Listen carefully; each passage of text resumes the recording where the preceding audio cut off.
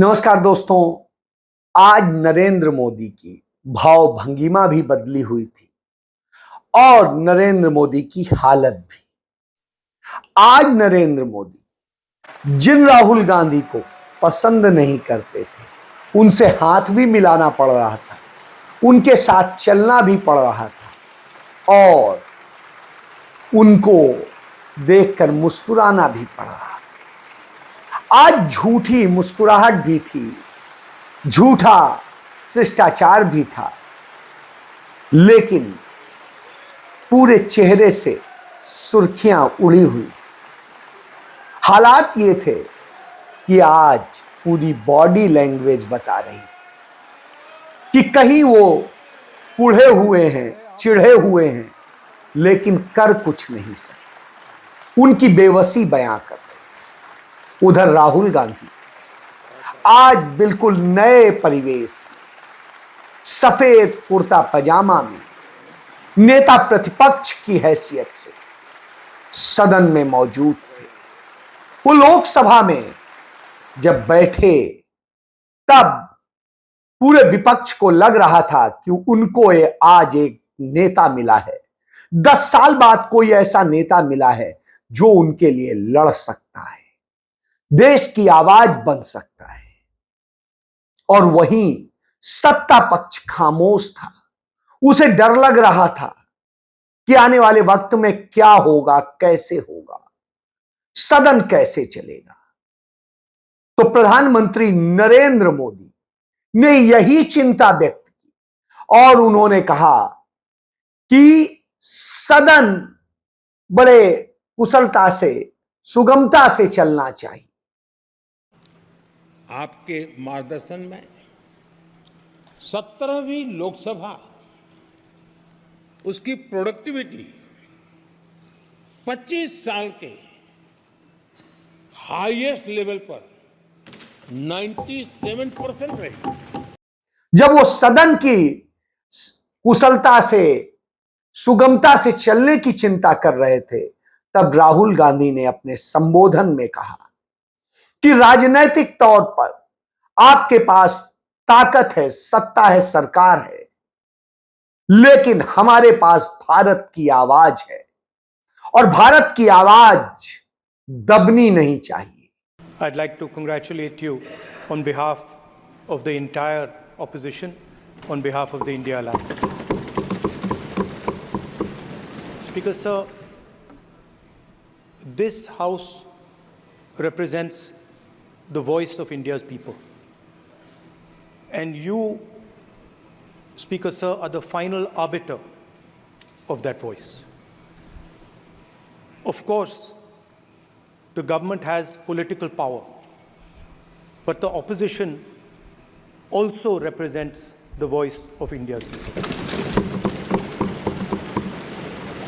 And this time, the opposition represents significantly more voice of the Indian people than it did last time.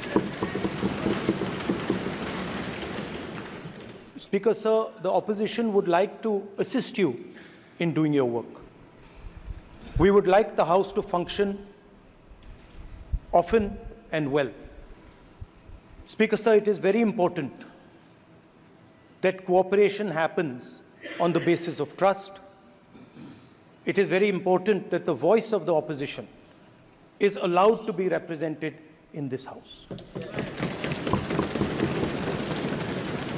I'm confident that you will allow us to represent our voice, allow us to speak, allow us to represent the voice of the people of India. Speaker Sir, the question is not how efficiently the House is run. The question is how much of India's voice is being allowed to be heard in this House. So the idea, Speaker Sir, that you can run the House efficiently by silencing the voice of the opposition is a non-democratic idea.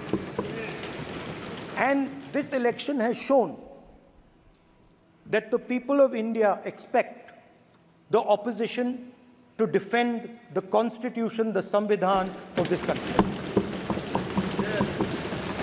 And we are confident that by allowing the opposition to speak, by allowing us to represent the people of India, you will do your duty of defending the Constitution of India. और भारत की आवाज वो आवाज होनी चाहिए जिसमें सबको समाहित किया जाए। तो आज राहुल गांधी आईना दिखा रहे थे लोकसभा अध्यक्ष को बड़े शालीनता से और ताकीद भी कर रहे थे कि यदि ऐसा किया तो फिर हम भी जानते हैं हमारे लिए प्राथमिकता सदन चलना नहीं, हमारे लिए प्राथमिकता जनता के मुद्दे उठना है। यही बात कमोबेश अखिलेश यादव ने भी दोहराई। जिस पद पर आप बैठे हैं इससे बहुत गौरवशाली परंपराएं जुड़ी हुई हैं। निष्पक्षता इस महान पद की महान जिम्मेदारी है। आप लोकतांत्रिक न्याय के मुख्य न्यायाधीश की तरह बैठे हैं। हम सबकी आपसे अपेक्षा है कि किसी भी जनप्रतिनिधि की आवाज़ दबाई न जाए और ना ही निष्कासन जैसी कार्रवाई दोबारा सदन की गरिमा को ठेस पहुंचाएं। आपका अंकुश विपक्ष पे तो रहता ही है, लेकिन आपका अंकुश सत्ता पक्ष पे भी रहे।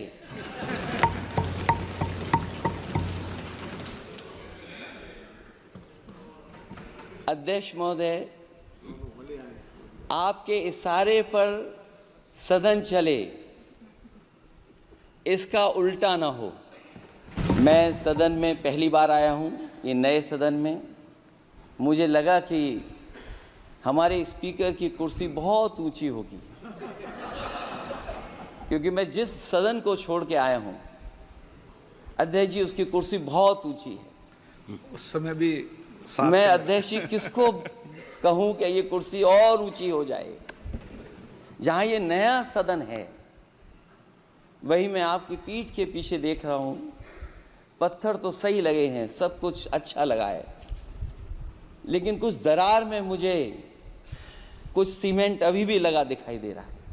अखिलेश यादव ने भी कहा कि सदन में आवाज बंद नहीं होनी चाहिए। निश्चित रूप से आज नरेंद्र मोदी के लिए यह बड़ा अजीब सी स्थिति थी कि वो करें क्या। आज जब लोकसभा अध्यक्ष पद के लिए चुनाव होना था तो अब नरेंद्र मोदी ने ओम बिरला का नाम फिर से प्रस्तावित किया। उनके पास संख्या बल था, बनना था, लेकिन विपक्ष ने भी संदेश देने का फैसला किया था। उस संदेश के लिए उन्होंने के सुरेश का नाम प्रस्तावित किया। ध्वनि मत से ओम बिरला का नाम पास हो गया, लेकिन विपक्ष ने बड़ी शालीनता दिखाई, शिष्टाचार दिखाया और उसने मत विभाजन की बात नहीं की। और उसने जब यह नहीं की तो ओम बिरला स्पीकर हुए। स्पीकर की कुर्सी पर बैठाने जाते वक्त नेता सदन नरेंद्र मोदी और नेता प्रतिपक्ष राहुल गांधी दोनों साथ थे। दोनों ने अपनी औपचारिकताएं निभाई और स्थिति यह थी कि नरेंद्र मोदी आज देख के परेशान थे, क्योंकि प्रोटोकॉल के हिसाब से नरेंद्र मोदी के बाद सेकेंड नंबर पे राहुल गांधी ये आते हैं, नेता प्रतिपक्ष ही आते हैं। तो ऐसी स्थिति में निश्चित रूप से दर्द है, परेशानी है। इसलिए आज नरेंद्र मोदी ने अपनी साजिश के तहत आपातकाल के उस पर प्रस्ताव पेश किया। आपातकाल का प्रस्ताव आया और उस प्रस्ताव पर सदन में निंदा प्रस्ताव पारित किया गया। उस इंदिरा गांधी के लिए जिसने बचपन में देश की आजादी के लिए जेल काटी, उस इंदिरा गांधी के लिए जो शादी करके हनीमून मनाने नहीं गई, जेल गई थी देश के लिए, वो इंदिरा गांधी जो देश के लिए सदैव लड़ती रही, अपने सारे गहने दान दे दिए। वो इंदिरा गांधी जिसने अपने पिता को रोका नहीं, सारी संपत्ति अपनी इस देश को दे दी। वो इंदिरा गांधी जिसने इस देश के करोड़ों करोड़ लोगों को हक देने के लिए बैंकों का राष्ट्रीयकरण किया, बीमा कंपनियों का राष्ट्रीयकरण किया और तमाम सारे पीएसयूज बनाए, सबसे ज्यादा पीएसयू बनाए। वो इंदिरा गांधी जिसने चीन को हरा करके सिक्किम छीन करके भारत में मिलाया।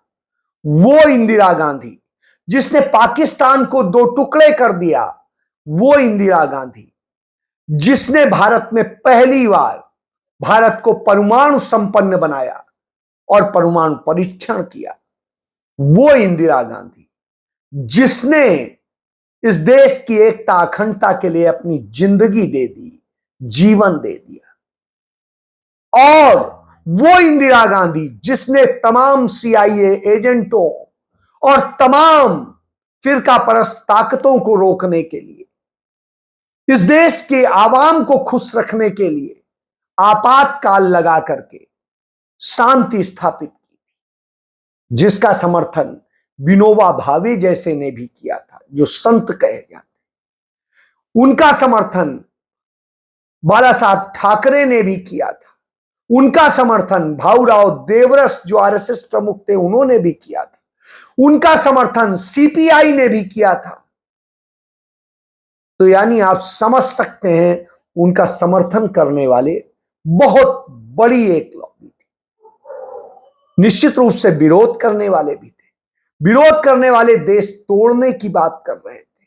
विरोध करने वाले विद्रोह कराने की बात कर रहे थे, सेनाओं के, पुलिस के।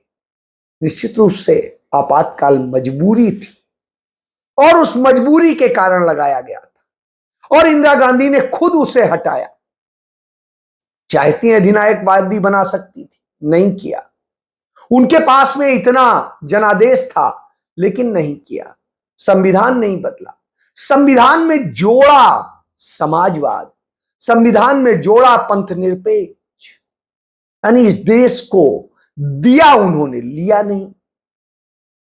और उसके बाद में चुनाव कराया, हारी, फिर भी 34% वोट इस देश के लोगों ने दिया। नरेंद्र मोदी के सबसे ज्यादा जो वोट आए वो 37% आए। इंदिरा गांधी के सबसे कम वोट आए तो 34% आए। इससे आप समझ सकते हैं। और उसके बाद में इंदिरा गांधी 2.5 साल बाद ही फिर 43% वोट पाकर के देश की प्रधानमंत्री बनी और इस देश ने उन्हें स्वीकारा। तब 15 अगस्त 1982 में लाल किले से इंदिरा गांधी ने कहा था, यह देश भारत रोने वाला देश नहीं। एक प्रकार से हम कह सकते हैं कि आंसू का दिन है उनके लिए जो करोड़ों की संख्या में जिन्होंने अपनी जानें दी, चाहे आज़ादी की लड़ाई में, चाहे आज़ादी के बाद उस आज़ादी को बचाने के लिए, उन लाखों के लिए जो घायल हुए, जिनके परिवार बर्बाद हो गए।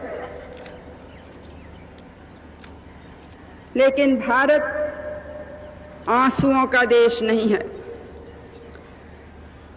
आज का दिन है जब हम गौरव करते हैं कि ना हमने आंसुओं को से अपनी दृष्टि को धुंधला बनने दिया, ना अपने घाव से घबराए, बिना पट्टी बांधे, बिना रुके, हर कष्ट का, हर खतरे का सामना करते हुए ये देश आगे बढ़ा है। हम देश के लिए करने निकले हैं, करेंगे, रोएंगे। आज क्या हो रहा था संसद में? नरेंद्र मोदी आपातकाल पर रुदाली करा रहे थे। वो रुदाली करा रहे थे कि जिसके जरिए वो कैसे उस विपक्ष को जिसने उन्हें टक्कर दी है, जिसने इस स्थिति में लाके खड़ा कर दिया है कि वो बहुमत में भी नहीं है, दूसरे दलों को जोड़ करके बहुमत आ रहा है, भीख में बहुमत मिला है, तो आप समझ सकते हैं वो उस पर प्रस्ताव पारित करा रहे थे। और प्रस्ताव पारित कराकर जब उस पर मौन रखने की बात करते हैं तो विपक्ष शोर करते हुए उन्हें आईना दिखाता है और कहता है स्पीकर को भी कि भाजपा का एजेंडा मत करो, भाजपा का एजेंडा मत साधो, same same Modi same same. और जब यह स्थिति होती है तो स्पीकर डर जाता है, तुरंत सदन स्थगित करके भाग जाता है। ये सदन 1975 में देश में आपातकाल इमरजेंसी लगाने के निर्णय की कड़े शब्दों में निंदा करता है। ओम शांति। सभा की कार्रवाई दिनांक 27 जून 2024 को राष्ट्रपति के अभिभाषण की समाप्ति के आधे घंटे के पश्चात के लिए स्थगित की जाती है। यह दशा होती है। अब समझ सकते हैं इस तरह की स्थिति में लाके विपक्ष को खड़ा कर दिया है। राहुल गांधी फुल कॉन्फिडेंस के साथ में आज हर चीज को देख रहे थे, समझ रहे थे, कर रहे थे। आज नेता प्रतिपक्ष की हैसियत से वो बता रहे थे कि कैसे हम काम करेंगे, हम जनता के मुद्दों को लेकर लड़ेंगे। नमस्कार। देश की जनता को, कांग्रेस पार्टी के कार्यकर्ताओं को, इंडिया गठबंधन के सब नेताओं को मैं दिल से धन्यवाद करता हूं। मुझे किसी ने पूछा मेरे लिए एलओपी का क्या मतलब है। एलओपी आपकी आवाज है, आपका औजार है। जो भी आपके दिल में भावना है, आपकी समस्याएं हैं, एलओपी के माध्यम से मैं लोकसभा में आपके लिए उठाऊंगा। हिंदुस्तान के गरीब लोग, दलित, आदिवासी, पिछड़े, अल्पसंख्यक, किसान, मजदूर, मैं आपका हूं। संविधान से आपकी रक्षा होती है। जहां भी सरकार ने कॉन्स्टिट्यूशन पर आक्रमण किया, कॉन्स्टिट्यूशन को सप्रेस करने की कोशिश की, वहां पूरे दम से संविधान की हम पूरी तरीके से रक्षा करेंगे। मैं आपका हूं, आपकी आवाज मैं संसद में उठाऊंगा। आज सदन स्थगित हो गया तो क्या हुआ, कल फिर चलेगा, तब निपटेंगे। तो अब राहुल गांधी ने पूरी तैयारी कर ली है और जब लड़ने की तैयारी कर ली है तो नरेंद्र मोदी को डर लगता है।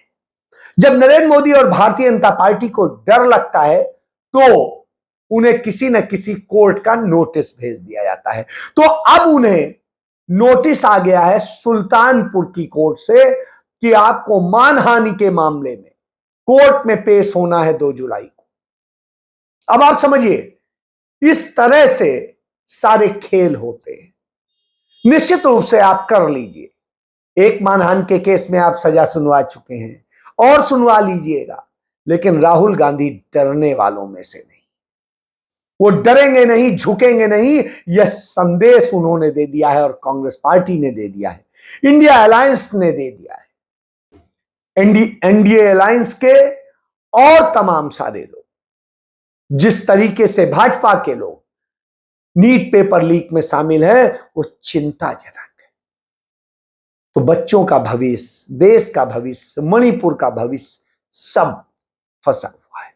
और वो फंसा है सिर्फ उस व्यक्ति के कारण जो कहता था मैं एक अकेला।